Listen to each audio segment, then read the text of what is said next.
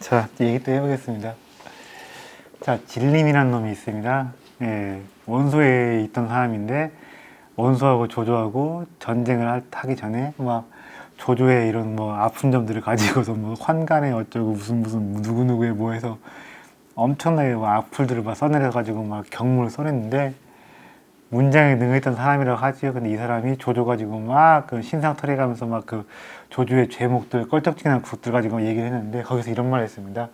발구중랑장 모금교의 무슨 말 이런 뜻이에요. 네, 발구중랑장 뭐냐면 이건 겁니다. 도굴꾼, 도굴패, 모금교의, 도굴꾼, 대장이라는 뜻입니다. 근데 이런 겁니다. 뭐 공적으로 활동하는 사람들, 연예인이 되었던 뭐 정치인이 되었던 이런 사람들 누가 뒤에서 마타도를 하고 험담을 하고 비난을 하고 악플을 다는데 이런 이야기들이 아예 뻥구라라고 할 수 없는 경우들이 꽤 있습니다. 사실에 기반한 것들 아니면 그 사람들이 뭔가 있기 때문에 나온 얘기들이 있는데 무슨 말 이런 거예요. 어떤 당대에 날렸던 사람들에 대한 어떤 뭐 마타도어들이 일방적인 마타도어이거나 비난을 위한 비난은 아닌 것 같거든요. 그게 무슨 말이냐면 도굴꾼 대장, 도굴꾼 두령 이런 말들이 아주 구라는 아니었던 것 같습니다. 이런 거예요. 조조의 생각은 이런 겁니다. 야, 왕릉에 묻혀있는 것들, 거기 있는 보물들 꺼내자. 꺼내서 어떻게 하자? 국가 예산으로 쓰고 아니 그거 귀신 거 아니다. 귀신이 가지게 하지 말고 산 사람을 위해서 쓰자 이런 생각을 조조가 했던 것 같은데 그게 바로 뭐냐면 조조식의 실용주의입니다. 전통, 관습, 문화 옛날 일은 옛날 일이고 현재는 현재에 맞게 네 방법과 솔루션을 찾아야 한다. 그것이 기본적으로 조조의 사고입니다. 그래서 조조가 이런 거 싫었던 것 같아요. 성인팔이, 전통팔이, 과거의 전통, 과거의 성인 이런 걸 해서 자신들의 주장하는 걸 싫어했던 것 같은데 법가하고 유가가 있으면 굉장히 많이 거기 부딪혔어요. 유교는 이런 식으로 얘기를 합니다. 과거의 요임금이, 공자님이, 수임금이 이렇게 활동을 했고 말했다. 이걸로써 근거를 대는데 법가는 그런 거 거부합니다. 너의 주장들이 지금 현실을 바꿀 수가 있느냐? 지금 백성들에게 어떤 실제적인 이로움을 줄 수 있느냐? 부국강병에 실제적인 도움이 되느냐 안 되느냐? 이것만 따지자는 게 법가의 사고라서 법가는 유교의 어떤 과거, 성인, 전통 팔이라는 걸 엄청나게 싫어합니다. 이거 뭐예요? 이거 어떻게 법가가 유가를 비꼰 겁니다. 이거 어떤 걸 그린 것 같아요? 각주국엄이지요. 네, 이런 겁니다. 자, 과거에 성인들이 했던 방식이 지금 하면 통합니까? 안 통합니까? 안 통합니다. 저는 사실 저 박정희도 당대에는 꽤나 잘했던 정치인으로 보고 있는데 박정희의 방식이 지금 하면 통할까요? 안 통할 거겠죠? 박정희가 지금 환생한다고 그때 방식 지금 써먹을까요? 안 써먹을 것 같은데 육아를 비꾼 겁니다. 너희가 말하는 그 과거의 성인들을 이거랑 똑같은 거다.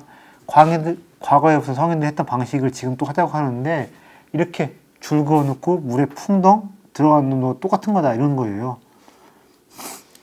그리고 이런 겁니다. 이건 한비제 5두편에 나와 있는 이야기예요. 나무 그루터기에 토끼가 런에 와서 어떻게 했습니까? 이 양반 농부가 잠깐 쉬고 있는 타임에 그루터기에 토끼가 와서 헤딩을 해서 죽었지요. 그러면 횡재했습니다. 횡재했으면 그걸 그쳐야 되는데 다음 날에도 다다음 날에도 농사지을 생각을 안 하고 오늘도 또 토끼가 와서 헤딩을 죽겠지. 이걸 누굴 풍자한 겁니까? 법가가 육아를 풍자한 겁니다. 어제는 어제고 오늘은 오늘이다. 세이 사이 세상이 바뀌면 일이 변해야 됩니다. 사이 비 일이 바뀌면 비이 중비가 변해야 됩니다. 고금 이속 옛날과 지금 풍속이 다릅니다. 사람이 인정 인심이 변합니다. 또 재화와 경제적인 문제가 달라집니다. 그러면 제도와 법, 통치의 방식은 어떻게 해야겠습니까?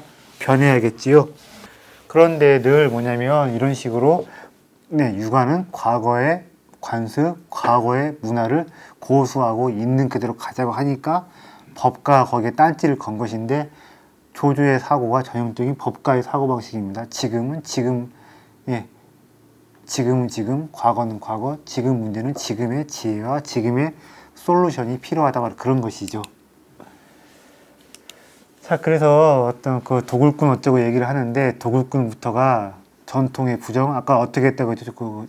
이 사람이 그 지방 장관한테 어떻게 했다고 했죠? 사당 다 때려 부시고 미신 금지시켰다고 했지요. 네, 이게 바로 다 조조가 가지고 있는 법가적인 실용주의, 어떤 법가의 긍정성을 많이 조조가 담보한 인물이었다고 보고 있는 겁니다.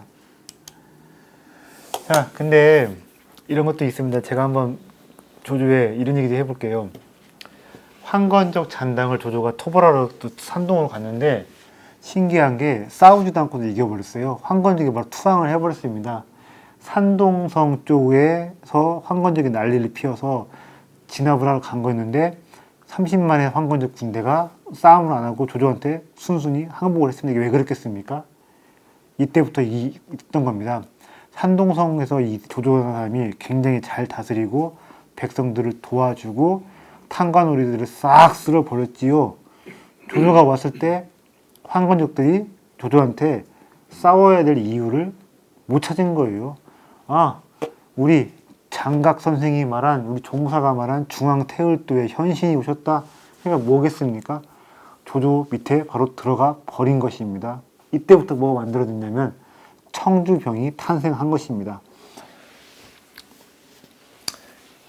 30만 넘는 반란군들, 근데 얘들 단순히 허작대가 아니라 나름 싸움도 해봤고 어느 정도 조금은 반란군에서 경험이 익혀서 군사적인 뭔가가 되어가던 사람들인데 얘들을 싹 쓸어버리고 어쩌고 또 해산시켜 버린 것이 아니라 자기 직속 다스릴 수 있는 군사를 편입을 시켜버렸는데 굉장히 큰 사건입니다. 근데 큰 사건 뒤에 어떤 게 있었냐면 조조라는 사람들이 민중들한테 인기가 굉장히 꽤나 있었던 사람들이다. 한실 계획의 선구자이고, 네, 백성들을 위한 실용주의적 개혁주의자 바로 조조. 가장 어떻게 보면 그게 잘 드러난 사건이 아니었나 생각을 합니다. 자, 그런데 30만이 넘는 병사들을 청주병으로 해서 직속적으로 부하들 직속 병사로 삼았는데 마찬가지지요. M&A를 하고 뭔가 인수를 해버리면 어떻게 되는 겁니까? 아니, 건달도 누구 나와바리 먹어버려서 그 부하들까지 내 걸 흡수를 해버리면 어떻게 해야 돼요? 예, 뭐 어떻게 해야 됩니까? 예, 먹여 살려야 되지요. 인적 자원들을 내가 수용을 하면 뭘 또 마련해야 됩니까? 경제적 기반도 마련을 해야 되는 것이지요. 그지요?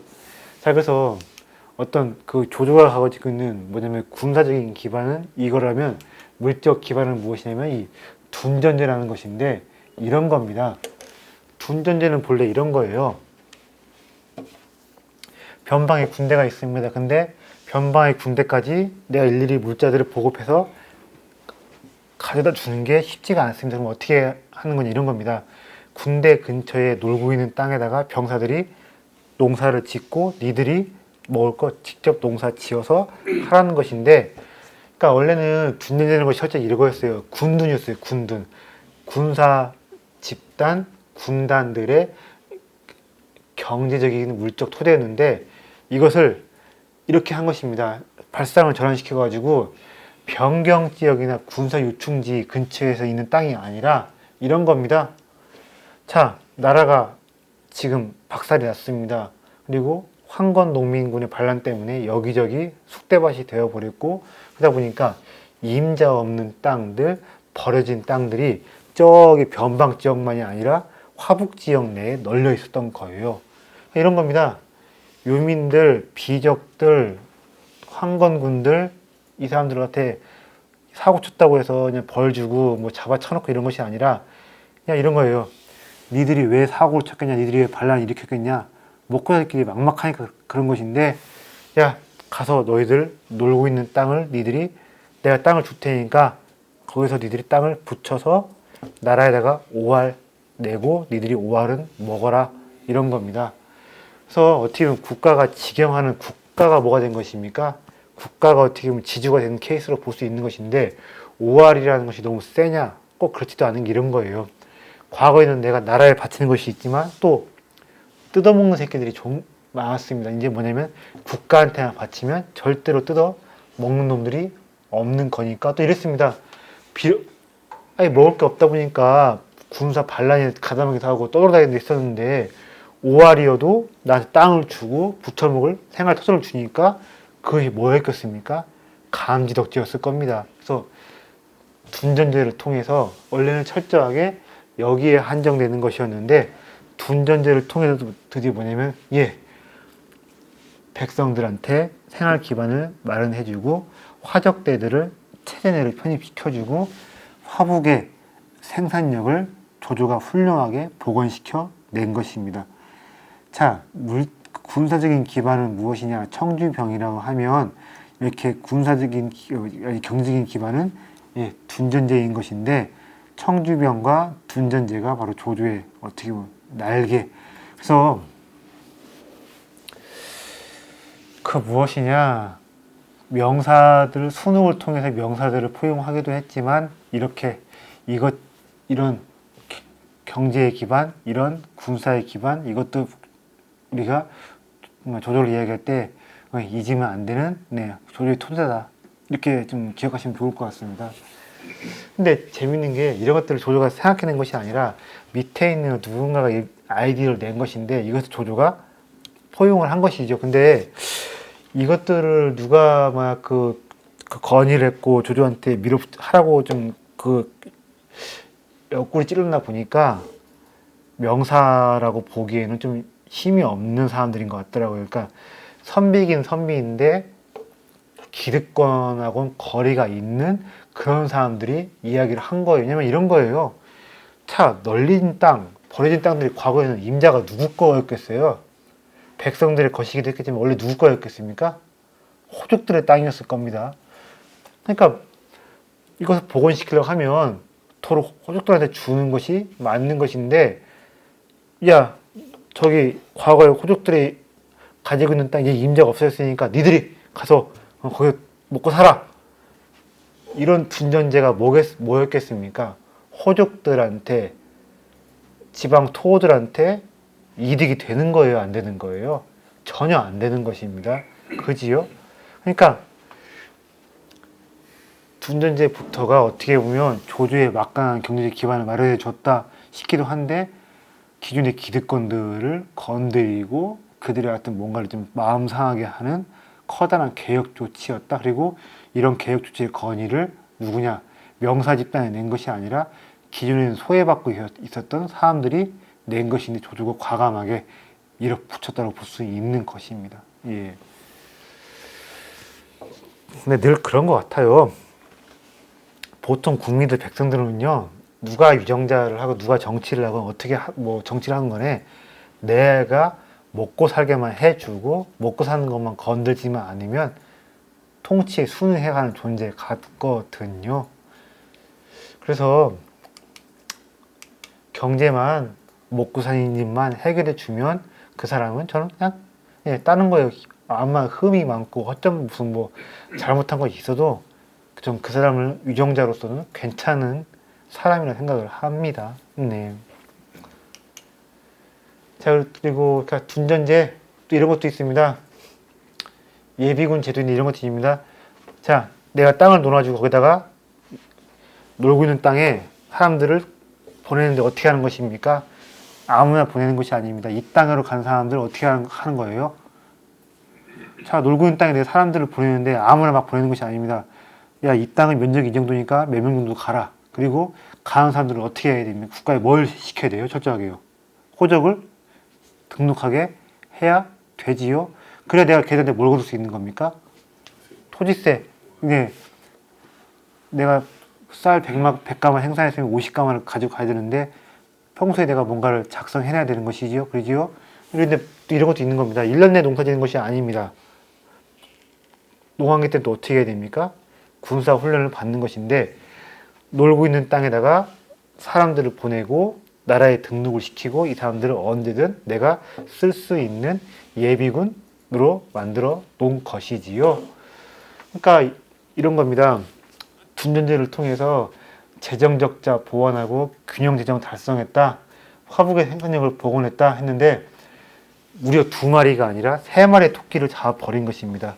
치안의 안정, 국방에 단단하게 시켜놓고 경제 발전에 국방 튼튼 어떤 뭐 치안과 행정의 안정과 어떤 관리성의 강화 이런 것인데 둔전제는 여러 가지로 조조한테 정말 신의 한 수였고 근데 나중에는 뭐가 되냐면 이런 식의 조조가 만들어준 시스템들이 율령 제도로 확대가 되면서 당나라 때 네, 뭐죠? 그 조용조 시스템, 부병제 시스템으로 발전돼 가는 것입니다. 그래서 조조가 만들어놓은 그 조나라의 위나라가 오래 가지는 못했지만 이렇게 만들어놓은 조조의 시스템들이 네, 큰 틀의 시스템들이 계속가면서 나중에 수나라, 당나라, 성당의 치세가 네, 만들어지게 되는 하나의 토대가 네, 닦인 셈이지요. 자, 그리고 병호제가 있습니다. 병호제는 이런 거예요. 세습 군인 제도입니다. 유민들, 떠돌아다니는 사람들, 내가 받아들였습니다. 그럼 어떻게 됩니까? 뭔가 역시나 먹여 살려야 됩니다. 그리고 또 나한테 항복한 그 병사들 어떻게 됩니까? 뭔가 또 내가 먹여 살려야 되는데 이렇게 한 거예요. 아예 직업군인을 만들어 버린 겁니다. 자, 예비군만 가지고 내 전쟁할 수가 없습니다. 그럼 누가 있어야 됩니까? 내가 언제든 부려먹을 수 있는 네, 정규군대, 네, 직속군대가 있어야 되는데 병호제를 통해서 네, 아버지 군인, 아들 군인 이런 식으로 대를 이어서 직업군인을 하면서 국가에 봉사하고 전문적인 군대 군인으로 클 수 있게끔 이런 병호제를 마련한 것입니다. 그래서 너희들은 이렇게 대를 이어서 나라에서 군인으로 활동을 해야 한다. 이런 식으로 세습 군인제도 조조가 만들어 놓았습니다. 둔전에 농사 짓는 사람들은 동원되는 사람들이고 이 사람들은 뭐겠습니까? 엘리트 군인 집단 이렇게 만들어내었고 이 사람들은 또 누구한테 충성하겠습니까? 명사 호족들이 아니라 누구한테 충성하겠어요? 조조한테, 네, 황제한테 충성을 하겠지요. 네. 그리고 이런 것도 있습니다. 호조제, 사람 단위로 부과하는 그 세금을 철폐한 것입니다. 어떻게 세금을 하는 거예요? 제가 좀 오타가 났는데 어떻게 세금을 부여하는 겁니까? 네, 지 가구마다 세금을 부여하는 것입니다. 근데 인도 때는 뭐가 문제예요? 늘요. 우리 조선시대에 이런 게 있었죠. 말도 안 되는 것이지만 그 뭐냐면 죽은 사람한테도 세금을 부여합니다. 태아라고 아직 임신한 상태인데 세금을 때려버립니다. 인두스에는 여러 가지 악용될 여지가 많은데 가정마다 가구마다 세금을 이런 식으로 단위를 바꿔버린 것입니다. 그래서 조세 제도를 개혁했고 세금 조세 행정에서 합리성을 만들어 놓았는데 이것이 나중에 또 당나라 때까지 이어지는 세금 제도의 토대가 되었습니다. 사실 그래요. 경제 얘기했었는데 어쨌든 경제 얘기는 곧바로 세금 이야기거든요. 저는 나중에 박정희 정권이 무너진 이유가 그 부가가치세 그 다시 컸다고 생각을 하고 지난 총선 때 박근혜가 왜 작살났느냐? 전 그래서 좀 컸다고 봐요. 담배 회사가 어떻게 생각하세요? 세금 가지고 국민들 빡치게 하고 빈정상하게 하는 것만큼 무모한 게 저는 없다고 생각하거든요. 어떻게 생각하세요?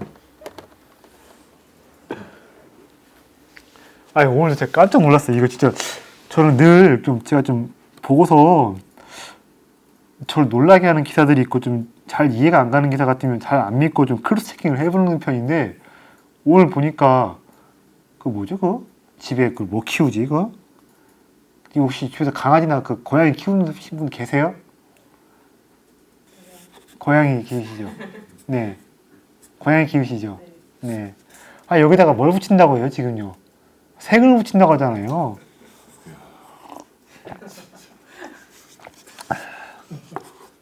고양이에다 색을 붙인다고요? 아니, 예, 검색 한번 해봐요. 반려동물에 색은 붙인다 얘기 나왔어. 예. 반려동물 등록 그리고 색. 미친 거 아니에요? 미친 거 아니에요, 진짜? 근데 독일은 지금 그런 게 있어요? 한번 검색해보세요. 진짜 나와요. 키우세요, 혹시요? 자식 나면 세금 붙이는 거랑 마찬가지예요. 그러니까 고양이나 개 키우시는 분 계시죠? 네.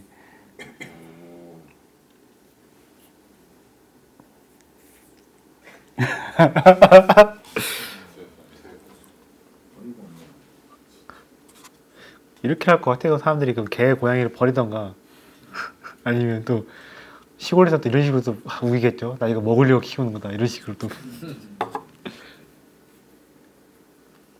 이거에 지금 우리는 이제 웃고 말고 하지만 실제로 입안 대어서 올라가 보면 그 고향에다가 세금 또 많이 내는 거 아닐지라도 한 달에 10,000원짜리 사람들이 그때 빈정상해 버리면 선거 때 최소한 민주당 안 찍던가 홧김에 서방질 한다고 다른 당 찍을 수도 있어요. 아니 제 또래나 제 30살 후배 중 이런 애들 많거든요. 아예 결혼 장가 시집 안 간 사람도 많은데 혼자 이렇게 쓸쓸하니까 집에서 시방견도 키우고 고양이도 키워요. 왜냐면 결혼은 어차피 못 할 거 생각하니까 또 쓸쓸하기도 하니까. 충격적이네. 30대 독거들이 진짜 많이 키우거든요. 그 애완동물들 그냥 혼자 이렇게 쓸쓸하게 특히 그냥 고양이도 많이 키우고요. 근데 거기에 그 반려동물 붙이면 한 달에 10,000원씩 하더라도 사람이 빈정상해 버리면 또 그것 때문에 또 막 이걸 전 정권 위협할 수 있다고 생각하는 건데 어떻게 될까요? 실제로 이거 강행할까요? 이것이 참 이런 것 같아요. 이 사람들이 사실 미쳐서 그런 것이 아니라 내년에 국가에서 뭐 올해 700조라고 했나 얼마라고 했나 600조라고 했나 너무 많이 돈 퍼주고 뭐 이거 하다 보니까 세수가 벌써도 부족해서 앵권하는 게 좀 있는 것 같아요. 이러다가 앵권 할 것 같다는 유기감이 있으니까 그런 식으로 하는 것 같은데 반려동물 등록제가 100% 그게 돼야지 좀 가능한 건데 시골 작년부터 반려동물 등록제 그거 계속 국회에서 얘기 나왔었거든요. 등록을 해야 되겠네. 그게 보유세 걷기 위한 네 맞아요. 저축을 재산세 해야 재산세 걷기 위한. 유기했을 때 저는 고양이나 개를 함부로 유기했을 때 책임을 묻게 하면 저는 거기까지 찬성을 해요. 그것도 예. 근데 분명히 유기견 유기묘가 공동체에 타인한테 피해를 주는 것이거든요. 근데 거기에 세금 붙이기 위한 밀박 깔기라면 저는 그것 좀 상당히 국민들 화나게 하는 일이라고 생각을 합니다. 예. 여기는 그거를 세금을 걷어서 유기동물 센터에 투자를 하는 건데 우리나라는 그게 목적세가 아니고 그냥 세수 늘리는 거잖아. 헬스 늘리겠다. 되는 거는 문제가 생겼어요. 그러니까 차라리 유기동물을 보호하는 데 쓴다든가 유기동물 오래 예, 놀고 있는 땅을 국가가 매입해서 그 유기동물 거기에 띄워놓을 수 있게 만든 거 그렇게 하면 모르겠는데. 만든다든가. 네. 그런 못된 법안을 누가 낸 겁니까? 부모님들 아니 근데 또 재밌는 게 또 그 2030 여성들이 문재인 정권에 충성도 높은 지지자들인데 2030 여성들이 또 고양이들을 많이 키워요. 문재인이냐 고양이냐. 예. 기대만에 빠지고. 선택을 해야 돼. 예, 저도 핵심 저걸 핵심 지지자들 열받게 하는 이걸 할 이유가 뭐가 있는지 모르겠어요. 네. 아이고. 도심 속에서 보면 그거 보니까 고양이들이 너무 많은데 개들도 있는 것 같고 그 다 버린 거 맞죠? 예. 그 북한산에 들개들도 있잖아요. 들개. 제가 예전에 하시잖아요. 부암동 살았을 때요. 북악 스카이웨이 쪽에 룰루라도 하는 데서 차를 타고 온 다음에 개를 버리고 가요. 그래요. 예, 그러니까 그 커다란 개가 북악 스카이웨이 쪽에서 부암동 쪽으로 내려오는데 이만한 커다란 개가 막 돌아다니니까 막 애가 막 무서워 도망가기도 하고 막 주민들이 신고도 하고 그러고 막 포악대 하나 날리고 그러는데 아이고 네 아이고 또 이런 경우도 있어요. 또 개들이 새끼를 낳으면 또 새끼가 또 야생화돼가지고 그러니까 커다란 유기견 새끼들이 또 다른 개를 또 사냥하러 가요. 먹을 게 없다 보니까 개가 개를 사냥해요. 예 고양이도 잡아서 먹고 그렇게 하더라고요. 유기견 새끼들이 야생하는 유기견 새끼들이 유기물을 사냥을 해요. 팀플을 하면서. 근데 어쨌든 좀 예. 어쨌든 그 좀 어이가 없는데 저 같은 사람도 이게 좀 골 때려요. 강의에서 한 100만 원 받으면 예전에는 3.3% 떼가지고 기타 소스에 한 3.4% 떼가지고 그러니까 제가 96만 7천 원을 가져왔는데 이제는 8.8%를 떼가요. 90 올랐어요. 3.4, 8.8로 올라버린 거예요. 그러니까 작가나 프리랜서들이 뭐가 있냐면 딱히 어떤 조직되어서 목소리를 낼 수 있는 게 없잖아요. 뭐 노조가 있는 것도 아니고 그러다 보니까 저항도 못하고 갑자기 이렇게 돼버렸어요. 근데 이런 게 뿐만이 아니더라고요. 그러니까 이거 보니까 이번 연구 들어가지고 이런저런 악착같이 세수 품목들을 엄청 놀랬다고 하더라고요. 네, 근데 그 분명히 국민들이 화나게 하는 일인 것 같아요. 예. 자, 네, 이런 겁니다. 이런 식이에요. 자, 병호제, 둔전제 그 얘기를 했는데 이런 겁니다. 조조의 기본적인 노선이 이런 겁니다. 부국을 위한 중농주의, 경제 제일주의입니다. 문화, 관습, 전통 이런 거 별로입니다. 그리고 강병을 위한 군사주의, 군사 우선주의, 그리고 인재 제일주의 이런 겁니다. 과거 묻지 않습니다. 신분 묻지 않습니다. 덕행 안 묻습니다. 싸가지가 없어도 뭐가 나 있어도 제가 신분이 한미에도 얘도 나 무조건 쓰고 본다는 것인데, 자, 경제 제일주의하고 군사주의하고 인재 제일주의, 부국강병을 위한 개방적인 인재 채용 제도가 뭐냐면 전형적인 법가예요. 그래서 한미대가 이런 말도 했습니다. 재상은 시골에서 뽑고 장수는 사병에서 뽑아내라. 그만큼 이런 겁니다. 군주라는 사람은 신분이고 이거 묻지 말고 철저하게 능력 중심으로 사람을 뽑아서 국가의 국력을 강하게 해야 한다는 것인데, 이런 것만 봐도 조조라는 사람은 전형적인 법가이고 앞서 말씀드린 대로 명사들과 삐그덕될 수밖에 없는 요소들이 너무 많이 있었던 그런 사람들이다, 이렇게 볼 수 있는 겁니다. 그래서 호족들 토지 겸병 싫어합니다. 왜냐? 누군가 토지를 많이 가지면 뭐가 안 돼요? 건강한 자영농? 그게 안 되지 않습니까? 내 땅을 부쳐먹고 있는 건강한 자영농이 많아야 조세 수입이 늘어나고 뭐가 많아진다는 겁니까? 늘 내가 동원할 수 있는 계산이 서는 예비 병력 자원이 있는 것인데, 토지 겸병 안 됩니다. 그리고 문무다 무슨 말이겠습니까? 다시 싸움을 좋아한다는 것이 아니라 나는 뭘 숭상한다? 실질과 실용을 숭상한다. 득이 되면 쓰는 것이고 득이 안 되면 버린다. 전형적인 법가적 국가 통치 노선이 바로 조조라는 사람입니다. 인재 제일주의 있는데 두 번의 구현령을 내렸죠. 대대적으로 인재를 모집한다, 모은다, 포고를 내린 것인데 세 가지를 묻지 않습니다. 신분 묻지 않습니다. 인격 안 묻습니다. 과거 안 묻습니다.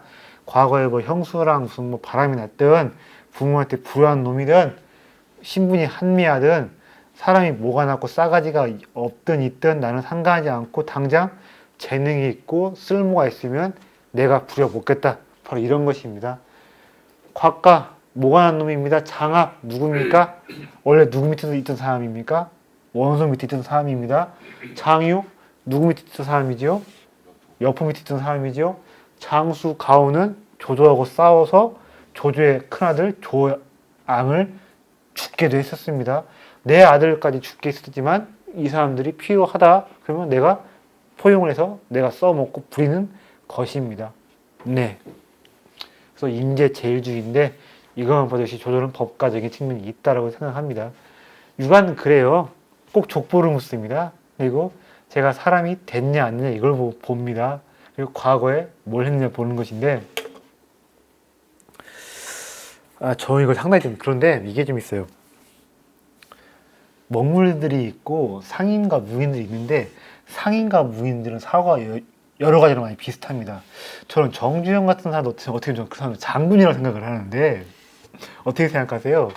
저는 잘 나가는 기업인들, 경제인들 보면 어떻게 보면 그 사람 무인적인 특성이 상당히 강하다고 보거든요. 근데 상인하고 무인들은 이런 게 있습니다. 뭐가 있냐면 먹물이란 놈들, 선비란 놈들 이런 게 있습니다. 꼭 과거 족보를 물어요. 너 누구 밑에서 공부했냐? 너 어느 학교 나왔냐? 이러는데 상인하고 무인은 그런 거 안 묻습니다. 나이, 족보 안 묻습니다.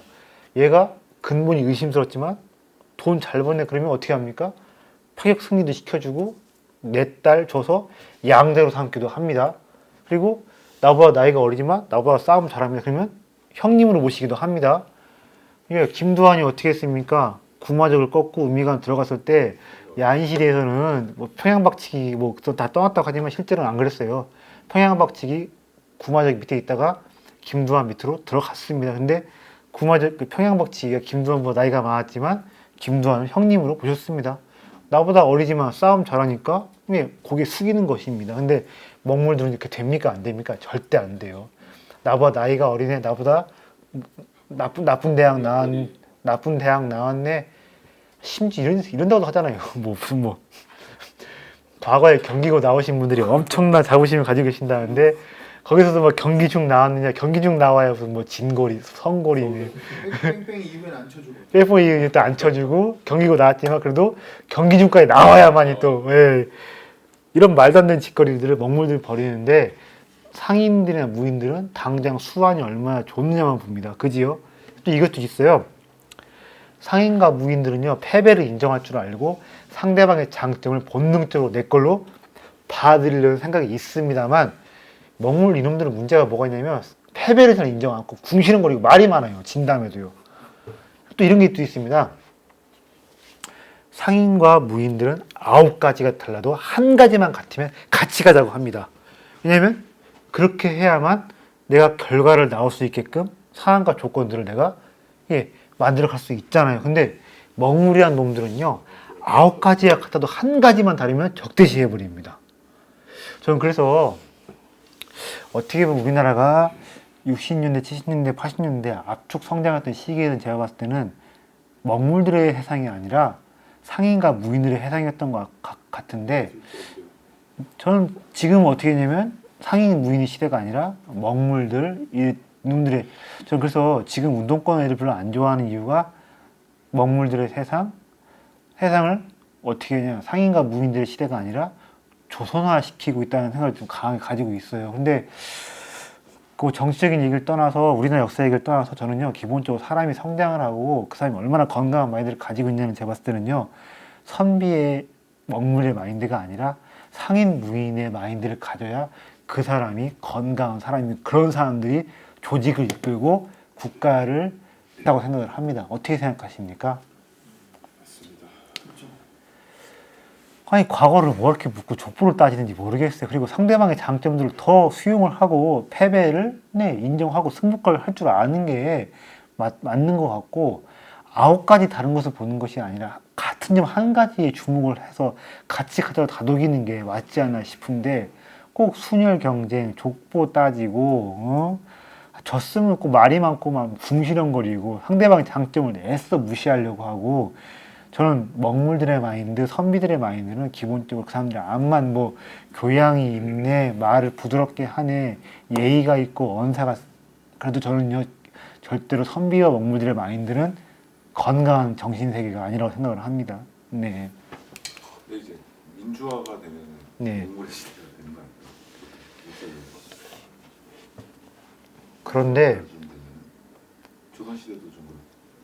민주화 이걸 떠나서 한국적 민주화는 뭐가 있냐면 도로 사대부들의 해상, 선비들의 해상으로 가면 어떻게 보면 저는 육시방쟁이든 뭐 4.19든 그때가 안 됐어요. 한국 사회에 벌어지고 있는 그 민주화 운동과 혁명을 보면요 근대화를 위한 근대화를 위한 운동이고 국가의 진도를 빼기 위한 뭔가 이걸 부정할 수 없지만 그 안을 잘 들여다보면 은근히 반동적인 속성, 조선으로 돌아가기 위한 그런 에너지가 상당히 있어서 4.19 무슨 뭐 촛불 항쟁도 재작 3년 전에 그 촛불도 마찬가지인데 제가 봤을 때 은근히 그건 뭐냐면 사대부들의 해상으로 돌아가기 위한 어떤 뭐 보는 그 뭐랄까 반동적인 면 어떻게 보면 또 수구적인 면도 상당히 그 안에 있다고 생각을 합니다.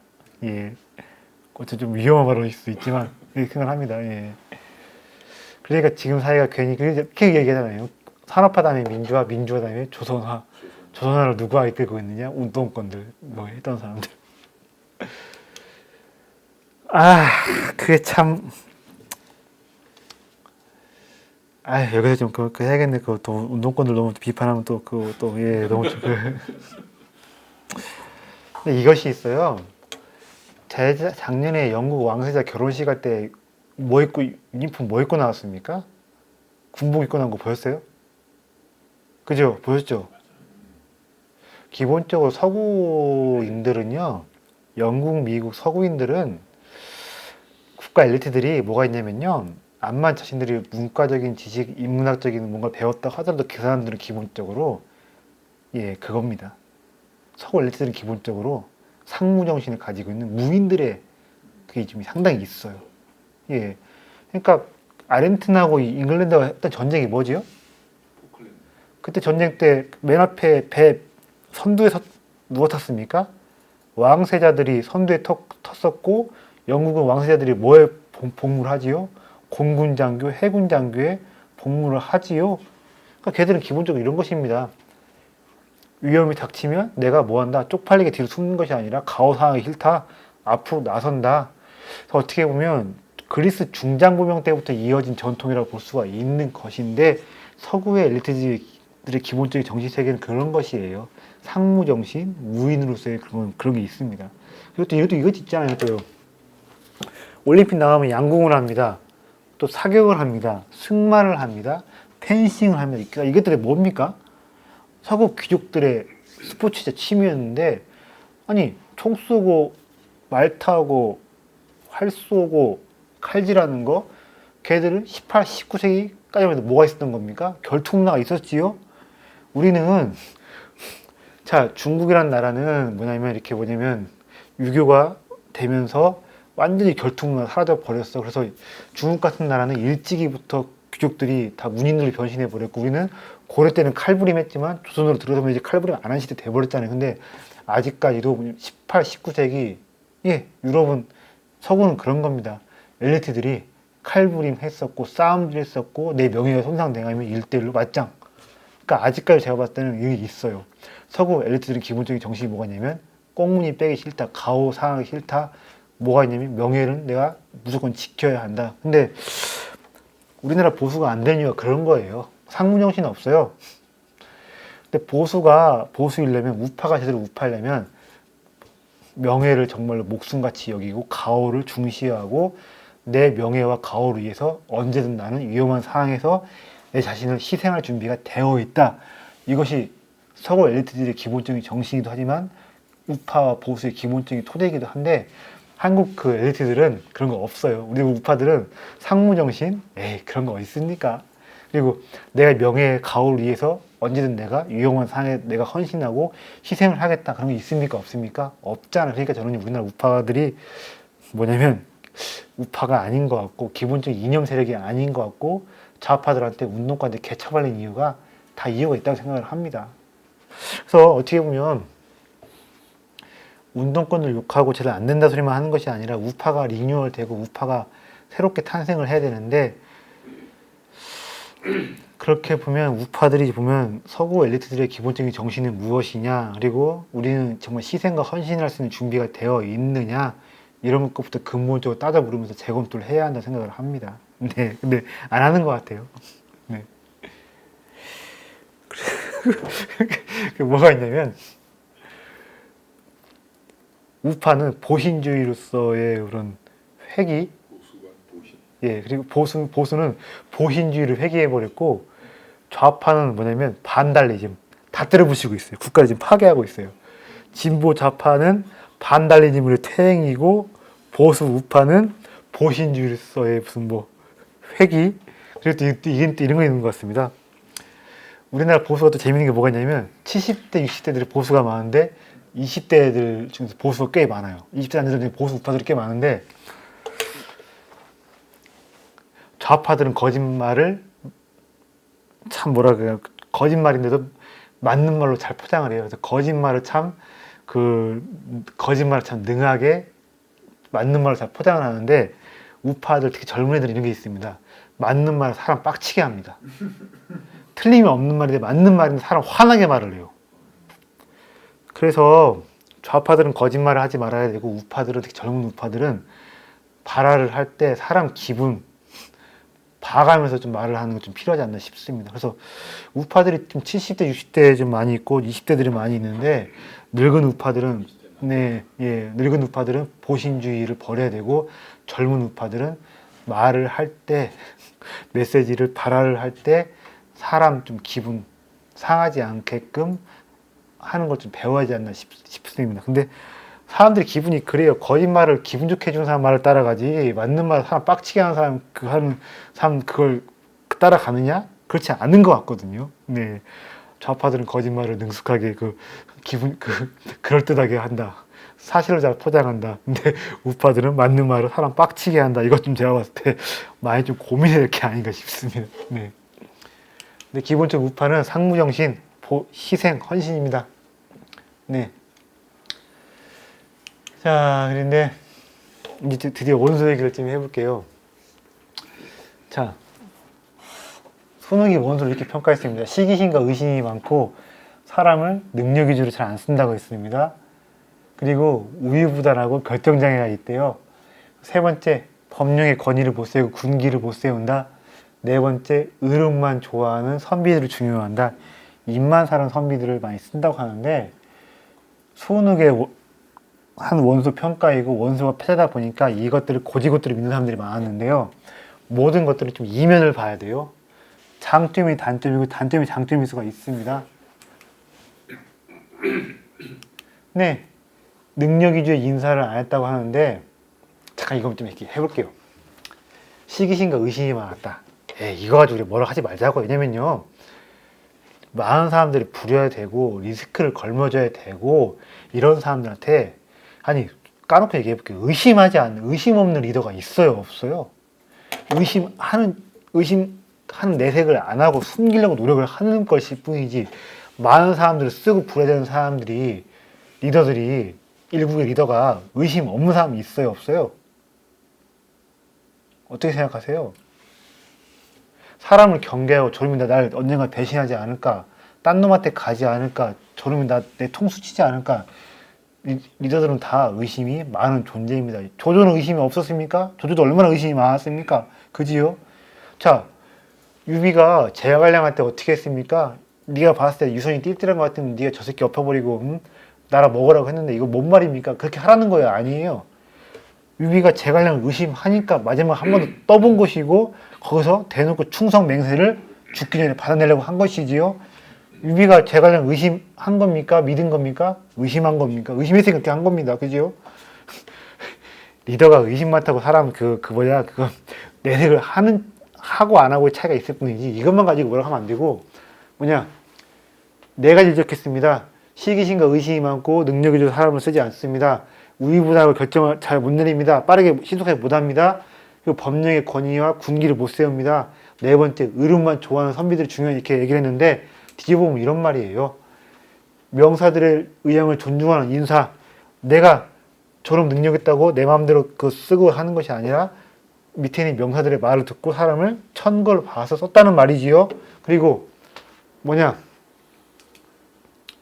우유부단 결정장애 뭐냐면 스스로 내가 군주니까 내 스스로 결정한다 이것이 아니라 이놈 말 듣고 저 사람 말 듣고 하다 보니까 결정해서 뭐가 걸리는 겁니까? 버퍼링이 걸리는 것이지요.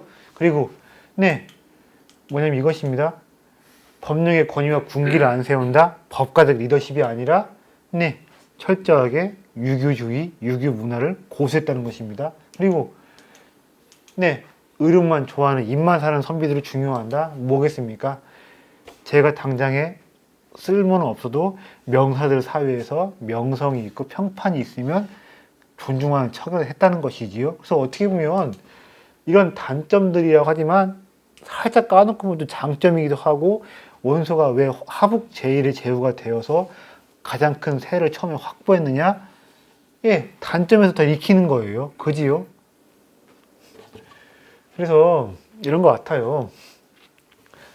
장점이 단점되고 단점이 장점되고 이런 것 같은데 얼마나 뭐냐면 이런 것 같아요. 상황이 있을 뿐이지 고정된 장점, 고정된 단점 그런 것도 아닌 것 같거든요.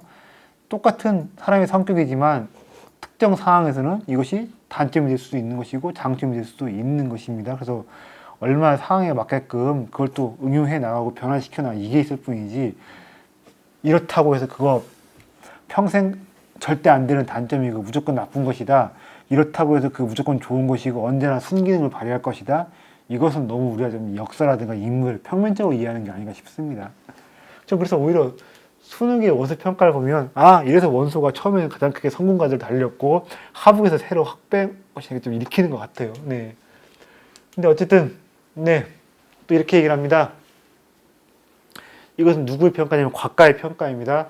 관치와 맹정, 관대한 치를 했을 뿐이지 맹정을 몰랐다. 이관, 재관, 한나라는 관치로 무너졌는데 관치로서 다시 한나라 이렇게 세우려는 게 되겠느냐? 근데 우리 조맹덕께서는 규지, 이맹, 맹정으로 지금 어떻게 하냐면 다시 또 사회를 수습하고 있다 이런 거예요.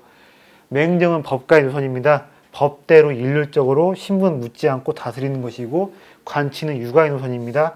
네, 신분이 낮으면 엄형에 처하는 것이고 신분이 높으면 적당히 교화에 그치는 것인데 육아는 누구겠습니까? 원소이고 법가는 누구겠습니까?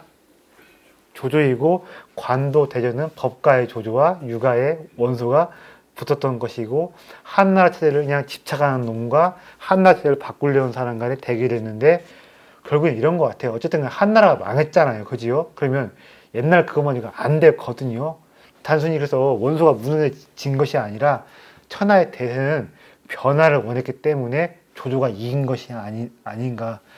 더 이상 도저히 한나라식 방식으로는 안 되는 게 뻔히다 아는데 9세대의 집착자 원소는 옛날 방식으로만 하니까 새로운 뭔가 시대의 에너지, 사람들의 백성들의 열망을 담아낸 조조한테 거꾸러진 것이 아닌가 이렇게 생각을 합니다.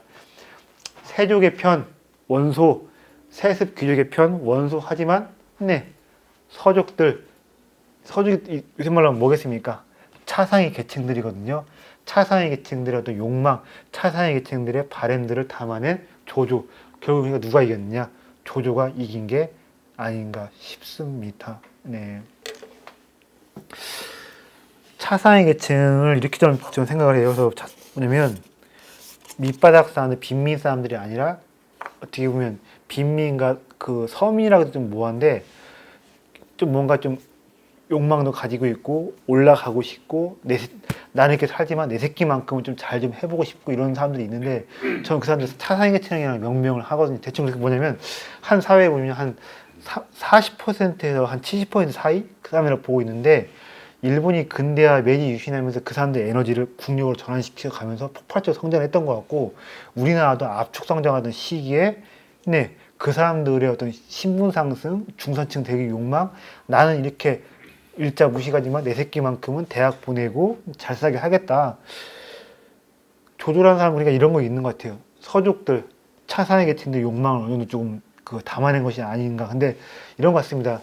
한 사회를 변화시켜 가려면 망해버린 체제를 바꿔 가려면 또 국력 폭발적으로 바꿔 가려면 맨 위에 사람들 그것만 가지고는 안 되는 것 같아요. 중간층에 있는 사람들, 밑에 있는 사람들, 대략 중하 한 40% 70% 넓게 보면 한 20에서 80% 사이에 있는 사람들의 욕망, 욕구들을 담아내야 되는 게 맞지 않나 싶은데 한국 사회는 지금 양극화가 너무 심해서 차상위 계층들 사람들의 어떤 욕망과 바램들을 담아내는 사회이냐. 저 놀랐어요. 친구 중에서 벌써 제가 40이니까 친구 중에서 벌써 아이가 지금 중학교가 이렇게 있는데 아들, 딸 둘이 있으면 돈이 안 모인다는 거예요. 그냥 무슨 말 이렇게 말을 해요. 최소한 두당 100만 원이래요. 둘 이렇게 하다 보면 하다 보면 300이래요. 그러니까 또 이런 게요. 내가 이 새끼들한테 한 달 300을 쓰는데 그렇다고 얘가 서울대 가고 연고대 갈 것 같진 않다고. 타고난 머리에서 조금 더 좋은 대학 갈 것 같은데 이것이 내 맞는 방향성인지 모를 때 이렇게 얘기를 하는데 성장하실 때 어떻게 했어요? 그때는 타고난 머리만 가지고 좋은 대학 가고 사교육 받지 않아도 네 공부만 가지고서 어떻게 좀 부모님과 완전히 다른 삶을 살아내고 이런 경우 많았지요. 그때는 어땠습니까? 그러니까 학원 못 가게 하고 네. 그러니까 전두환 정부 때 그러니까 그건 금지령을 내렸기 때문에 네. 전 국민이 평등했죠. 타고난 머리만 교육에서 가난해도 시골 출신이어도 가능했죠. 타고난 머리만 가지고 네 운명을 개척해 나가고 팔자 닦기도 수석하고 서울대 수석하고 다 하고 있었는데 이제는 안 돼요. 어떻게 보면 우리나라가 선진국이 되었기 때문에 이제 계층 이동성이 사라져 버린 것이고 한 것인데 어떻게 보면 선진국이 되었기 때문에 생긴 문제라고 볼 수 있는 것인데 그때 386 부모들이 지금 이제 부모 입장이 되잖아요. 네. 요 지위를 유지시켜줘야 되거든. 그러니까 걔가 없었으니까 사다리를 차버린 다음에 이제 사다리 쳐버리고 대신에 또 그들만 리그를 또 만들어주고 남들이 그건 보잉 사다리나 때려 진짜 차버렸는데요. 유리 사다리를 만들어가지고 거기를 자식들이 올려 보내고 있는 거예요. 그렇죠. 예, 투명한 유리사다리를 만든 다음에 자식들은 설금설금 올라가고 있는 거죠. 아유, 그래서 또 이제 정리를 해야 될 것 같은데, 네. 하지만 이제 이런 겁니다. 아이고, 원소 폭망의 이유 이런 겁니다. 이완된 지배 형태의 재생산 이러면 안 돼요. 당장은 좀 통하고 추스리 될지 모르겠지만 이거 가지고 해서 뭔가 욕망을 가진 집단, 새로운 시대를 열려온 사람들과 싸워서 이길 수 있느냐? 절대 그렇게 되지는 않습니다. 그리고 지나치게 명사들 중심으로 하다 보니까 군주권 확립에 원소가 실패했다. 네. 그리고 이런 게 좀 있어요. 지나친 엘리트주의, 지나친 동질적인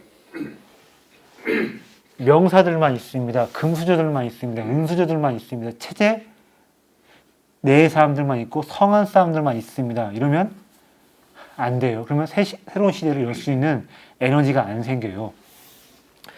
자, 새로운 시대의 청사진도요, 먹물들에서 나와야 됩니다. 배운 놈들한테서 새로운 시대의 청사진, 새로운 시대의 정책과 제도도 다 보면요, 먹물들에서 나와야 되는데, 하지만 제도와 청사진하고 에너지는 다른 겁니다. 그러니까 이런 겁니다. 먹물들한테서 야, 네가 새로운 정책, 새로운 대안, 새로운 제도 만들어내봐 하면 잘 만들어 내옵니다만, 그걸 가지고 새로운 세대를 만들어 가보자, 이것도 다른 얘기거든요. 뭐냐면 이런 겁니다. 흙 속의 진주들, 뭔가 맺혀 있는 게 있는 사람들, 소외받던 인사들, 부모님은 정말 그렇지만 타고난 머리만 있는 깡다고 좋은 애들을 데려와야만이, 네, 청사진을 가지고서 새 시대를 열 수 있는 에너지가 생긴다는 것입니다. 근데 원소가 과연 체제 밖의 인사, 흙 속의 진주들을 찾아내서 포섭해서 그들을, 네, 안에다가 넣어서 부르려고 했느냐? 아니란 말입니다. 하지만 이것이 있어요. 선곤하고 유비, 조조는 체제 밖의 인사들, 네, 흙 속의 진주들 발굴해내서 부려먹으려고 했습니다. 그러니까 그 사람들은 새로운 시대를 열 수 있는 뭔가가 있었던 것이지요. 이런 것 같아요. 고기도 먹어본 놈이 먹어본다고 하지만 고기 먹어보지 못해서 환장한 놈도 내가 데리고 있고 걔들을 부려먹어야 잘 싸울 수가 있는 것이며 새 시대를 열 수가 있는 것인데, 원소 집단은 타성에만 젖어 있고 너무 지나치게 동질적인 엘리트들만 구성되어 있었기 때문에, 네, 힘을 투사하고 힘을 조직해내고 새 시대를 열 수 있는 어떤 에너지와 뚝심이 아예 없었다. 근데 이런 원소의 모습은 어떻게 보면 지금 한국 사회 모습을 상당히 싱크로가 일치하는데, 제가 놀랐어요. 지난 그 대선 때 문재인 정권의 그 문재인한테 참여했던 그 교수 집단이 있습니다. 싱크탱크 무슨 정치 텐트가 열렸는데 교수들만 싹 다 구성이 되어 있는데, 교수들은 절저하게 체제 내의 사람들입니다. 새로운 체제를 열 수 있는 어떤 힘과 에너지가 그 사람들이 있냐 없냐, 저는 없다고 보고 있는데, 저는 지금 정권이 상당히 좀 많이 좀 막히고 있는 게, 너무 지나치게 교수들 너무 좋아해요. 근데 교수들은요, 가끔 밥이나 한번 먹으면서 새로운 아이디어나 얻으면 그만일 뿐이지, 그 사람들한테 실무를 맡기고 지나치게 의존해버리면 절대로 될 수 있는 게 없어요. 그래서 원소의 모습, 원소의 실패한 리더십을 보면 요새 문재인 정권의 모습들이 지나치게 많이 오버랩 되는데, 저는 그래서 이렇게 생각합니다. 원소는 안 된다? 우리한테 필요한 리더십은 조조가 아닐까. 저는 그래서, 네, 사람이 먼저다 이런 것이 아니라 어떻게 하면 제대로 만들어 볼까? 어떻게 하면 제대로 좋은 정책을 만들어 볼 것이냐. 그리고 어떤 후가시 잡고 족보 따지고 하는 것이 아니라 또 실용주의, 경제 우선주의, 그리고 사회가 지나치게 유동성이 없어졌고 계층 이동성이 없어졌는데 어떻게 하면 유동성을 만들어내 볼 것이고, 벽을 허물어서 성 밖에 있지만 능력 있고 패기 있는 사람들을 어떻게 하면 세내로 편입해 볼 것이냐. 이런 식의 조조식의 어떤 리더십과 고민 방향성이 우리 사회에 지금은 당장 아닐지 몰라도 몇 년 안에 크게 부각되어서 조조의 리더십이 우리 사회에 필요하지 않나, 이런 어떤 환기, 리마인드가 있지 않을까 싶습니다. 저는 그래서 원소가 왜 폭망했느냐, 조조하고 원소가 무엇이 달랐느냐, 어떤 면에 차별화된 걸 봐야만이 조조가 더욱더 도드라져 보이고 왜 조조가 그렇게 필요한지 좀 저는 들어온다고 보는데, 지금 정권은 좀 지나치게 원소적이다. 하지만 이제 조조 같은 사람이 필요하지 않나. 그래서 조조 같은 정치인이 나온다고 하면 적극적으로 좀 밀어주시고, 네, 그래서 새로운 시대를 열 수 있는 에너지, 네, 어쨌든 좀 많이 좀 도와주셨으면 좋겠습니다. 네, 그래서 조조 얘기는 여기까지 할까 싶은데 다음 시간에 좀 또 해야 될 것 같아요. 어디까지 삼국지 조주전이니까. 근데 다음 시간에 이제 그 얘기 좀 해보겠습니다. 유비 이야기 해보고 사마 이야기를 해볼 것인데, 삼국지에서 가장 중국인들의 정치세계를 전형적으로 대표하는 사람은 조조가 아니라 유비입니다.